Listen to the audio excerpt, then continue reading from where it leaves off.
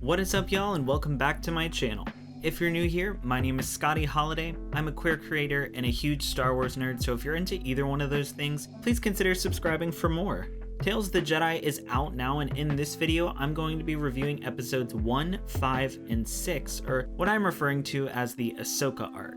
Going into this series, I was really excited to learn more about Ahsoka's early life and culture, plus fill in some more of the gaps in her story. I really enjoyed these 3 episodes as a whole, but there were some pieces of them I enjoyed more than others, and I can't wait to get into these 3 episodes with you. Before I get into my review, please make sure you like the video and leave a comment letting me know what you thought of Ahsoka's story in Tales of the Jedi. My review for the Dooku arc, episodes 2, 3, and 4 are out now, and I've added a link in the cards and in the description so you can check it out as well. Also, as a quick disclaimer before we get started, I haven't read the Ahsoka novel, and I'm sure by now you've seen all the discussion around Tales of the Jedi versus the Ahsoka novel, but I will touch on that towards the end of the video. Now, let's get into this review. The first Ahsoka episode, episode 1, is called Life and Death, and shows the birth and first year of Ahsoka's life on her home planet of Sheely. As a part of their culture, Ahsoka's mother Pav-Ti takes a 1-year-old Ahsoka along for a hunt, teaching her the understanding of life and death. Her mother is ambushed by a huge beast, and in its retreat, the beast takes Ahsoka back to its nest. Ahsoka is able to connect with the beast through the Force, returning her to the village. Because of this act, the village elder Gantika recognizes that Ahsoka is Force sensitive, saying, "Jedi, Ahsoka is Jedi." Now, in the opening scene after giving birth, Pav-Ti announces her child's name to the village elder, saying only Ahsoka, and something about this scene made me so emotional. I loved seeing the Togruta culture and the world building this episode provided. We've known the Togruta people are very spiritual and in touch with nature, but it was so cool to see a more in-depth look at their society. After Pav-Ti kills the first beast and brings Ahsoka over to its body, saying, "You must face death. Do not fear it." Ahsoka is visibly upset, and I feel like because of her Force sensitivity, which has yet to be discovered, she's feeling upset and uncomfortable because she could sense the animal's pain. I also love the scene where Ahsoka rides the larger beast back to the village and is reunited with her parents. Not gonna lie, it definitely made me cry. I also loved Gantika, the village elder, and her character design. Even though she was obviously old by her wrinkles and less vibrant skin and markings, I thought the character was really beautiful. The next Ahsoka episode, episode 5, called Practice Makes Perfect, details Ahsoka's training with Anakin throughout her time in the Jedi Order, leading up to her escape during Order 66 in the Clone Wars Season 7, Episode 12, Victory and Death. This episode really nailed the evolution of Ahsoka and Anakin's relationship, which we saw play out over the Clone Wars series. Episode 5 starts off showing a young Ahsoka training under Jedi Master Tera Sinube's instruction with training remotes in one of the Jedi Temple dojos. The training is being observed by Jedi Master Yoda, Plo Koon, Mace Windu, Obi-Wan Kenobi, Depa Billaba, Jedi Knight Anakin Skywalker, see what I did there, and Padawan Caleb Doom, also known as Kanan from the Rebels series. Another fun cameo I would have loved to see in this episode is from Jedi Master Jaro Tapal and his Padawan Cal Kestis, especially after their inclusion in the Star Wars Brotherhood novel, but maybe it's just because I'm a Cal Kestis stan.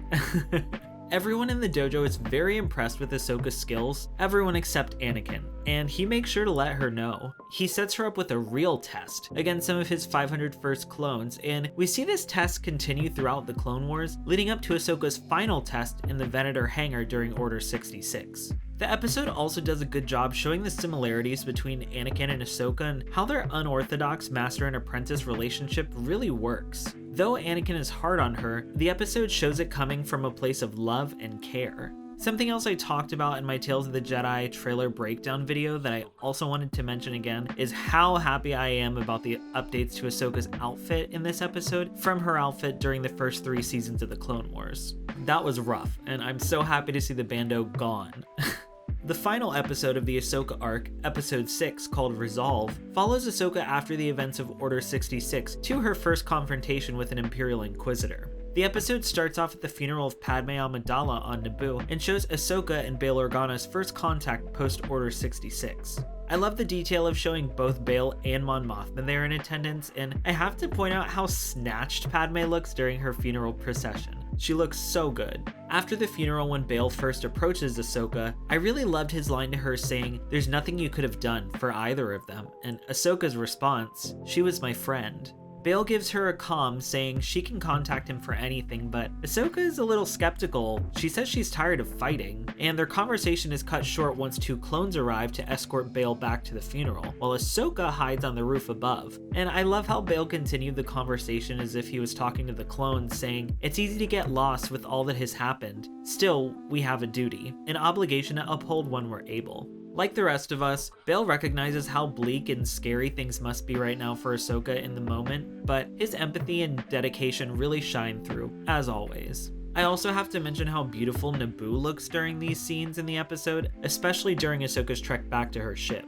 After the title sequence, we catch up with Ahsoka at a farming colony on an unnamed planet where she's been hiding out. She exposes her force sensitivity to the members of the colony after saving one of the female villagers from being crushed by a falling cart of space hay, but nothing immediately comes from it. We learn the brother of the female villager Ahsoka saves is an Imperial apologist, and after discovering Ahsoka's secret, contacts the Empire to turn her in.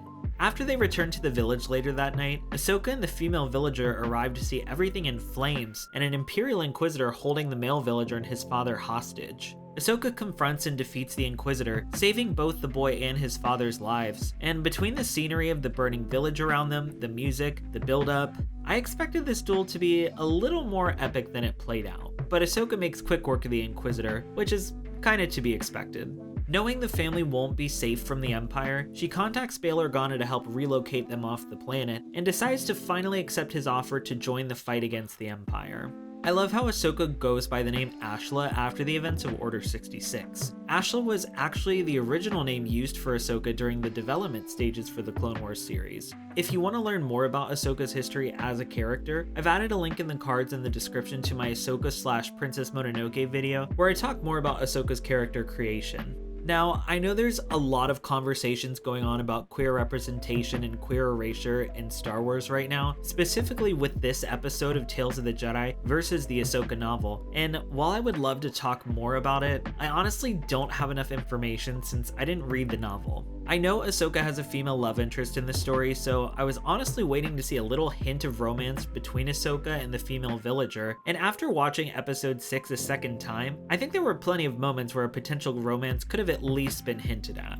What I will say is that I don't appreciate queer representation being completely ignored and erased. Was there time to fully explore a romance in depth within the episode? No, but even a subtle hint like a handhold, Lucasfilm's new favorite queer relationship identifier, would have been better than just removing that part of Ahsoka's story completely. In my headcanon, Ahsoka is bisexual, so I'll always have that going forward, but completely omitting this part of her story in Tales of the Jedi, while including other story beats, feels on purpose, especially after Dave Filoni said in an interview with Nerdist that it's the same story. If episode 6 of Tales of the Jedi and the Ahsoka novel are the same story, then why was the only massive change completely erasing this specific character who also happens to be queer? I'm not even going to touch on Disney's massive Star Wars canon reset back in 2014, but what I will say is that Disney and Lucasfilm need to do better.